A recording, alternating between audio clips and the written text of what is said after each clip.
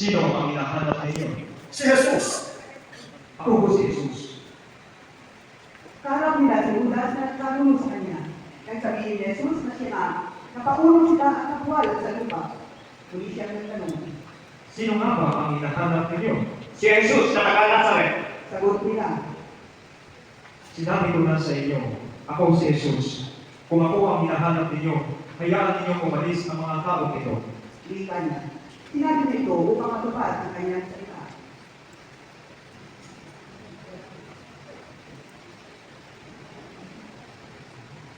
Walang napakamang kahit isa sa mga ibinigay mo sa aking Ama.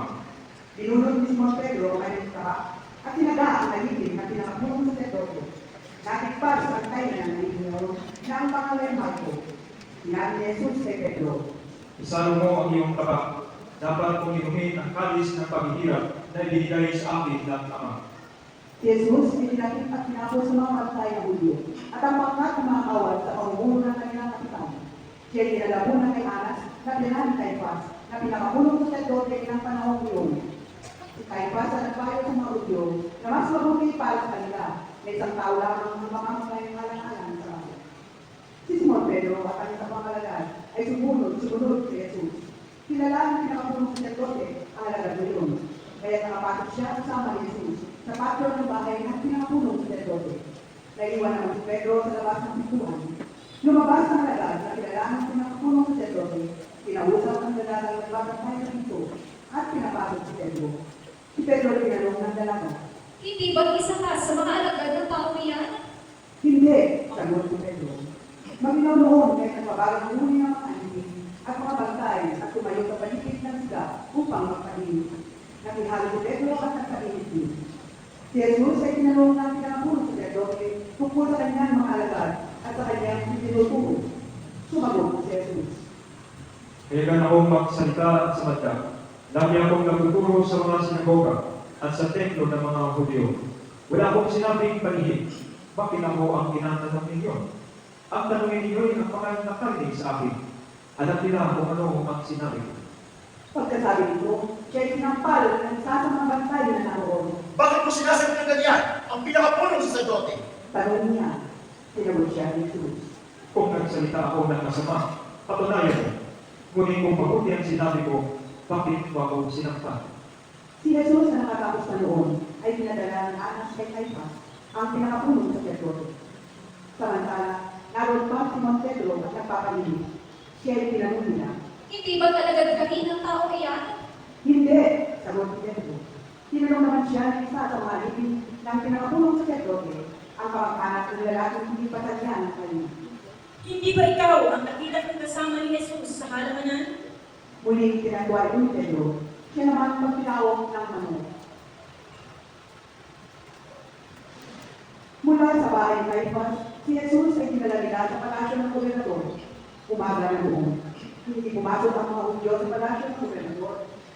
Upang sila ay huwag magtuloy na di pa dapat kumain ng hapunan ng Pasko. Kaya sa labas sila ng pinako at tinanong. Ano ang sakta ninyo laban sa taong ito? Sumagot sila. Kung hindi mo siya gumawa ng masama, hindi namin siya dadalhin sa iyo. Sinabi sa kanila ni Pilato. Dalhin ninyo siya at hatulan ayon sa inyong kautosan. Sumagot ang mga Hudyo. Wala mo kami kapangyarihan bumato ng kamatayan, galing man. Narinig ito, nangyari ito upang matupad ang sinabi ni Jesus tungkol sa paraan ng kanyang pagkamatay. Si Pilato ay pumasok ulit sa palasyo at tinawag si Jesus. Ikaw ba ang hari ng mga Hudyo? Tanong niya, sumagot si Jesus. Iyan ba'y galing sa iyong sariling isipan kung may nagsabi sa inyo? Ako ba ay Hudyo? Tanong ni Pilato. Ang mga kababayan mo at ang mga punong saserdote ang nadala sa iyo rito. Ano ba ang ginawa mo? Sumagot si Jesus. Ang kaharian ko ay hindi sa sanlibutan ito. Kung sa sanlibutan ito ang aking kaharian, itinatipaglaban sana ako ng aking mga tauhan at hindi na ipagkagulo sa mga Hudyo. Ngunit hindi, sa sanlibutan ito ang aking kaharian. Kung kayo, isa kang hari, Sabi ni Pilato, sumagot si Jesus. Kayo na ang nagsasabing ako'y hari. Ito ang dahilan kung bakit ako itinanganak at naparito sa sanlibutan. upang magsalita tungkol sa katotohanan. Nakikinig sa aking tinig ang sinumang nasa katotohanan. Ano bang katotohanan? Tanong ni Pilato. Pagkasabi nito, muling lumabas si Pilato at sinabi sa mga Hudyo, Wala akong makitang kasalanan sa taong ito. Ngunit ayon sa iyong kaugalian, dapat akong magpalaya ng isang bilanggo kung araw ng Pasko. Ibig ba ninyong palayain ko ang hari ng mga Hudyo? Hindi! Ikaw sila. Huwag siya, kundi si Barabas! Si Barabas ay isang tulisan. Kaya pinakuha ni Pilato si Jesus at pinahuti. Ang mga awal ay kumuha niya lamang ni ginawang korona at ipinutong kay Jesus at sinuonan siya ng balabal ng purpur. Isa-isa ay lumapit sa kanya ng akangita Mabuhay ang hari ng mga Hudyo! at siya ay pinagsakampal. Lumabas si Pilato at sinabi sa kanya, Ihaharap ko sa inyo upang malaman ninyo na wala akong makitang kasalanan niya. at inilabas si Jesus na may korona at balabal ng purpura. Sinabi sa kanila ang Pilato, Narito ang tao. pagkakita sa kanya ng mga punong sacerdote at ng mga bantay, sila ay sumigaw. Ipako siya sa krus! Ipako sa krus! Sinabi ni Pilato, Kunin ninyo siya at kayo ang magpako sa kanya. Wala akong makitang kasalanan niya. sumagot ang mga Hudyo. Ayon sa aming kausay, nararapat siyang mamatay sapagkat siya ay nagpapanggap na anak ng Diyos. Lalo natakot si Pilato nang marinig ang mga pananalitang ito. Uli siyang pumasok sa palasyo at tinanong si Jesus. Taga saan ka ba? Subalit, hindi tumugon si Jesus. Ayaw mo bang makipag-usap sa akin? Ani, Pilato. Hindi mo ba alam na maaari kitang palayain o ipapako sa krus? At sumagot si Jesus. Kaya mo lamang magagawa yan ay sapagkat itinagkaloob sa iyo ng Diyos ang kapangyarihan iyan. Kaya mas mabigat ang kasalanan ng nagdala sa akin dito. Nang marinig ito ni Pilato, lalo niyang pinangat na palayain si Jesus. Ngunit nagsigawan ng mga tao. Kapag pinalaya mo ang tao niyan, hindi na kaibigan ni Sisara. Sino man nagpapanggap na hari ay kailangan ni Sisara. Pagkarinig ni Pilato sa pangungusap na ito, inilabas niya si Jesus. At siya'y lumuklong sa hubungan sa damang tinatawag ng aming plataforma, gabatang sa wikang Hebreo. Araw noon ng maghahanda sa Pasko at mag-ikalabing-dalawa na ng tanghali. Sinabi ni Pilato sa mga Hudyo. Narito ang inyong hari. Sumigaw sila. Patayin siya! Patayin! Ipapako sa krus! Ipapako ko ba sa krus ang inyong hari? Tanong ni Pilato. Sumagot ang mga punong sacerdote. Wala kaming hari, kundi ang Sesar. Kaya si Jesus ay binigay sa kanila ang Pilato upang ipako sa krus. Kinuha na nila si Jesus at lumabas siya at pasahan ng kanyang krus patungo sa lugar ay kung tawagin dako ng buo. Golgotha sa wikang Hebreo. Pagdating doon, siya ay pinako sa krus kasama ng dalawa pa, isa sa gawing kanan at isa sa kaliwa.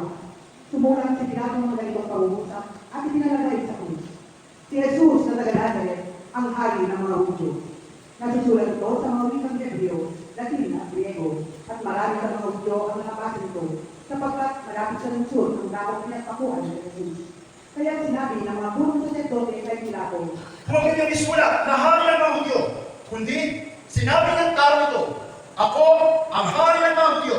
sumagot si Pilato. Ang naisulat ko'y naisulat ko na. Nang naipako na ng mga kawal si Jesus, kinuha nila ang kanyang kasuotan at pinag-ati-atian ang apat. Kinuha rin nila ang kanyang tunika. Ito'y walang tahit at pinari ng buo mula sa itaas hanggang sa ibaba. Nag-usap-usap ang mga kawal. Huwag natin punitin ito, basta pananalaman tayo para malaman kung kanino ito mauuwi. Nangyari ito upang matupad ang sinasaad ng kasulatan. Pinag-ati-atian nila ang aking mga kootan at ang aking damit ay kanilang nagkapadalaan. Gayon nga ang ginawa ng mga kawal. Nakatayo sa tabi ni Jesus ang kanyang ina at ang kapatid na babae nitong si Maria, na asawa ng Cleopas. Lalo din si Maria Magdalena. Nang makita ni Jesus ang kanyang ina at mga dinamahal niyang lagat sa tabi nito, kanyang sinabi. Ginang, narito ang iyong anak. At sinabi sa agad. Narito ang iyong ina. Mula noon, siya ay pinagilanan ang alagad nito sa kanyang bahay. Pagkatapos ito, alam ni Jesus na ganap na ang lahat ng bagay. At bilang katuparan ng kasulatan ay sinabi, Nauuhaw ako. may isang mangkok doon na puno ng maasim na alat. Itinubog nila dito ang isang esponga, itinabing sa sarang soto at itinigit sa kanyang bibig. Nang masisip ni Jesus ang alak, ay ganyan sinabi. Naganap na. Inilukalit niya ang kanyang ulo at nalabot ang kanyang bibig. Magsinuod po ang lahat.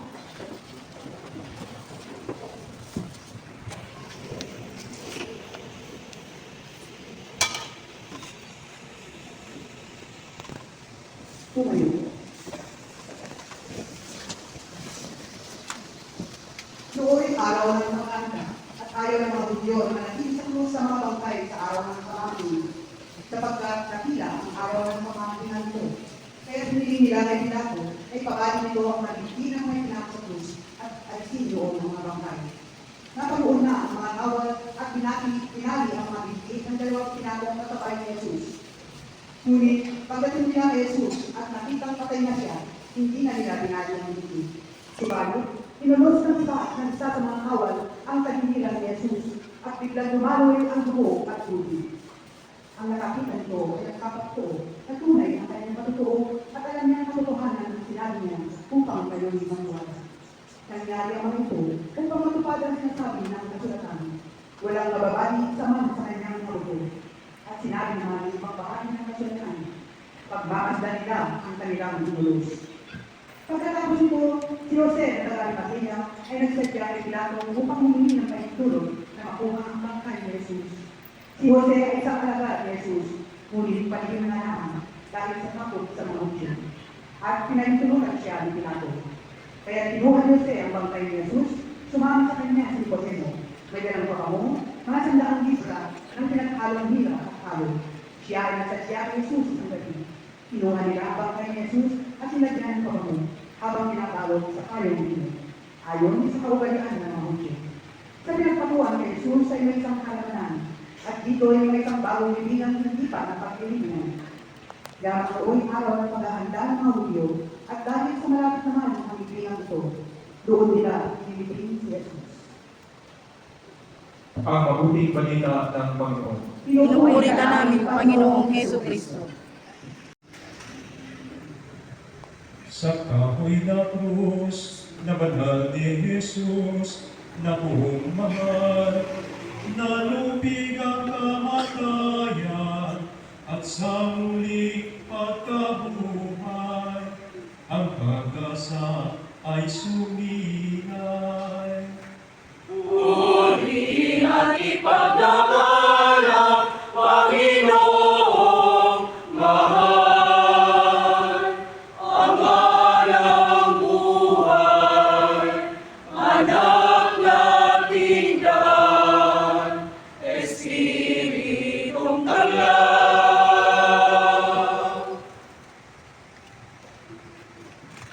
Magsipayo ka.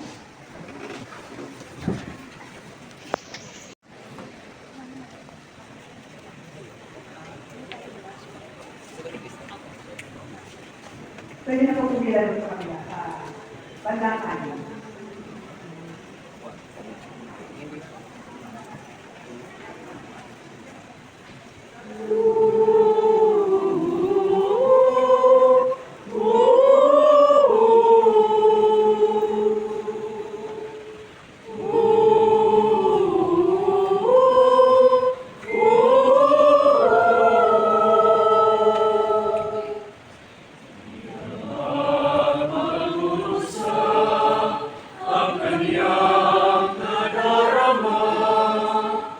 Sugat sa katawan, pag-ibig ng kalagaan. Noong pumapatak, lumabas ay kaligtasan. Si Kristo, anak ng Diyos, nag-alay ng buhay. Bawat sugat ni Kristo ay may pahayag. Ang sugat sa ulo'y pangunawang taglay. Sa dibdib ay pag-ibig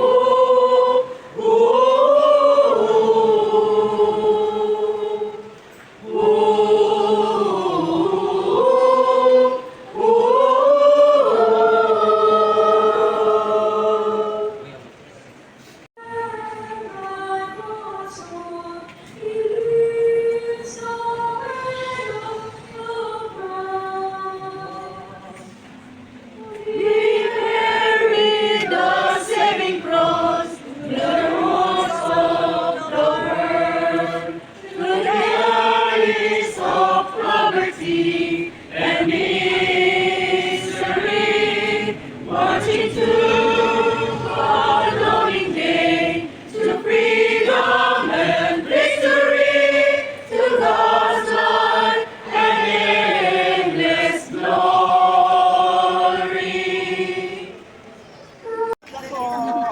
Umpisaan na natin dito. Ayan. Kami po ay sasama sa prosesyon. Patatapos lang ng misa. Prosesyon naman. Lubos-lubosin na.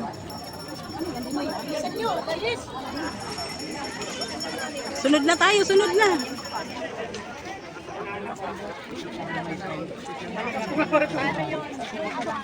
Meron ka pang load, ayan. Doon kay Mama Mary. Yung isang cellphone. Didikit ka.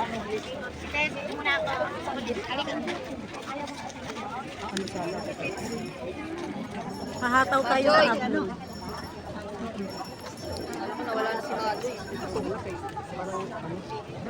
Hindi pong iwanan. Ay, sorry. Huwag na kayo mauna dito na tayo.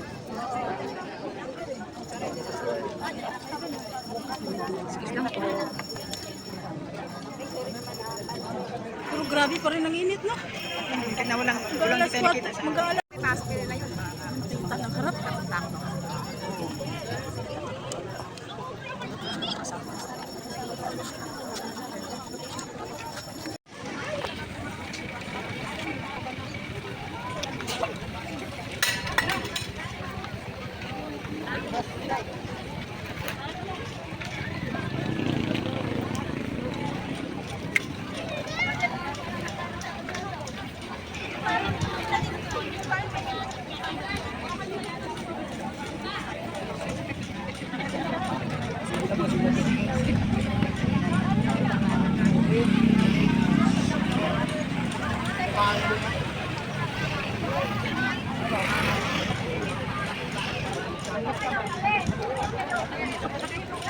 Tabi daw, tabi.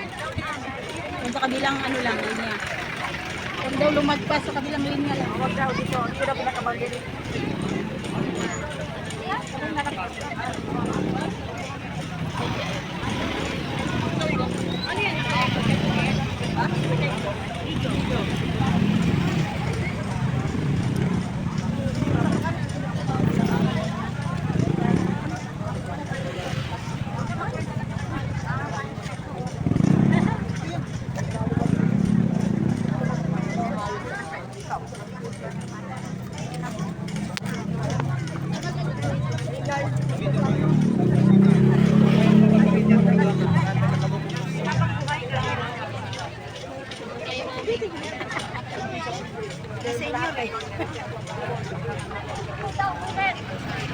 Habang buhay, kaya.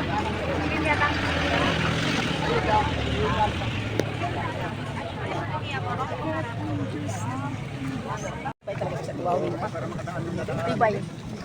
Oo nga, no? Tibay yan. Ano? Akala ko lumipat na sila, te. Wala pa. Ibang tibay, pero usog lang ba? Sila din. Paiwan din sila. Gumagawa na ngayon. Ano? Ay, ngayon lang din yan nagsama-sama. Yan ba? Dati hindi yan nagsama-sama. Dati, ngayon lang yung nagsama-sama. Mula nung ano, nitong taon na to. Dati hindi yan nagsama-sama. Talagang nag-ano siya kasi Uwi na siya.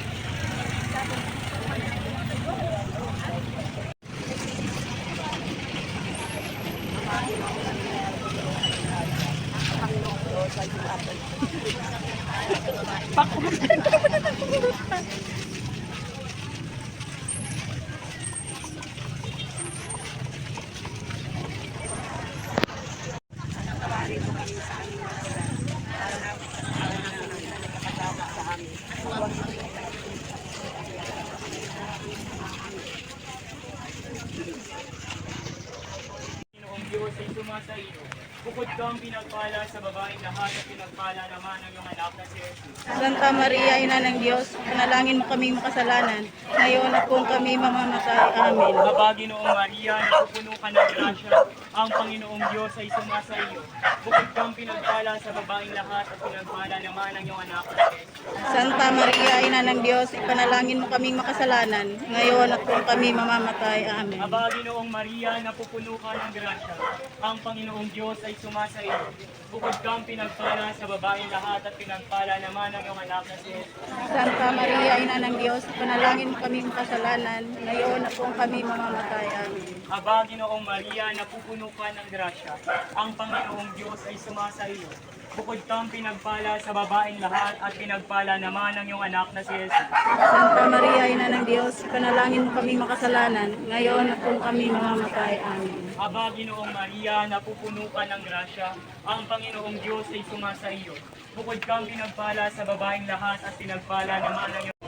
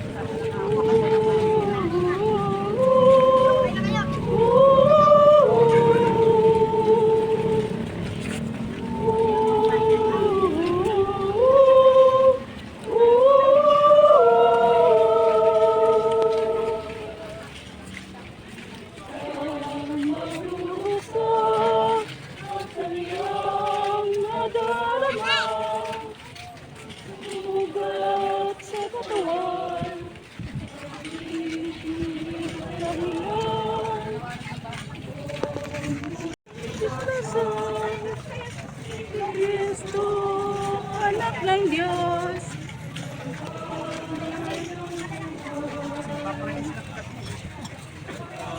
Sugat ni Kristo.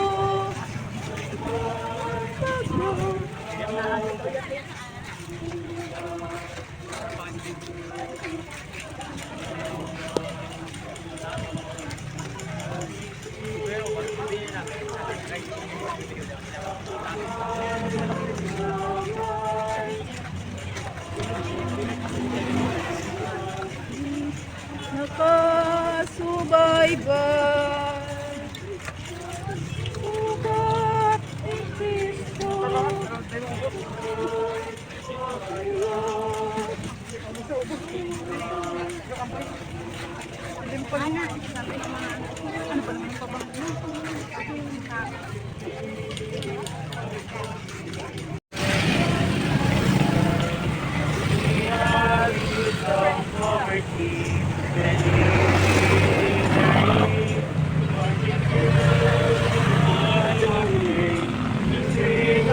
And victory to God's life and endless glory.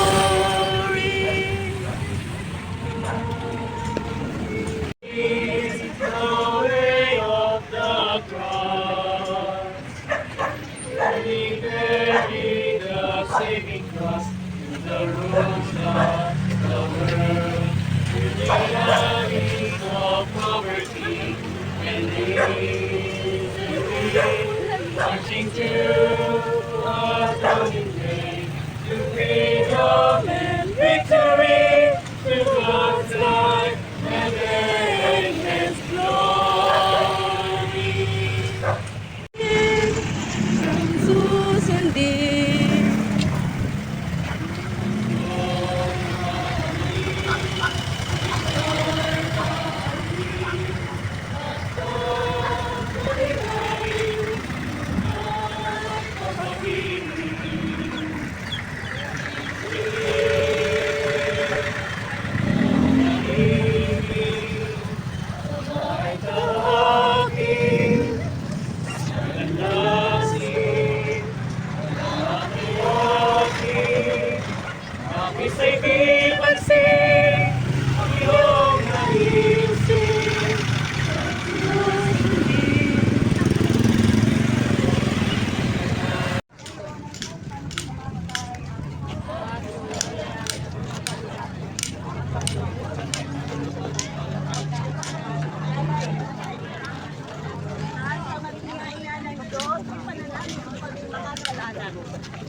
at kung kami mamamatay. Amen. Panginoon Maria, napupuno ka ng grasya. Ang Oo.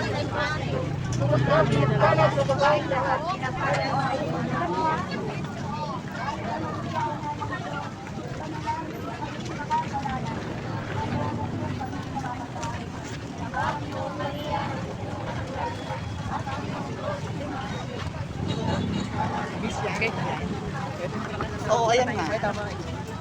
Maabutan tayo ng go. Maabutan tayo ng go.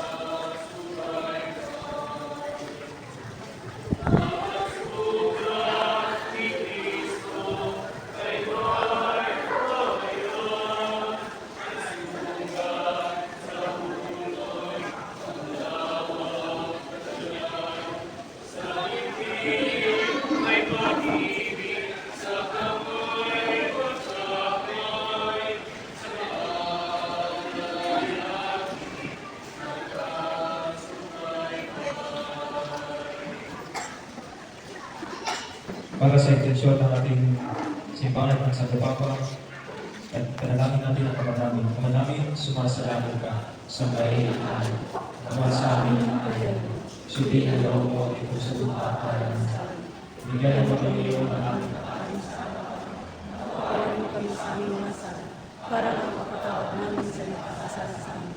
Kami tayo tukot sa tukot, at yan kami sa About yung Maria, napupuno ka ng grasya, ang Panginoong Diyos ay sumasayo. Huwag kang pinagpala sa babaeng lahat at pinagpala ng mga ngayon anak ni Jesus. Santa Maria, Ina ng Diyos, panalangin kami ng kasalanan, ngayon kung kami mamamatay. Luwalhati sa Ama at sa Anak at sa Diyos Espiritu Santo. Kapara ng sa unang ngayon, magpakailanman, sa walang hanggan.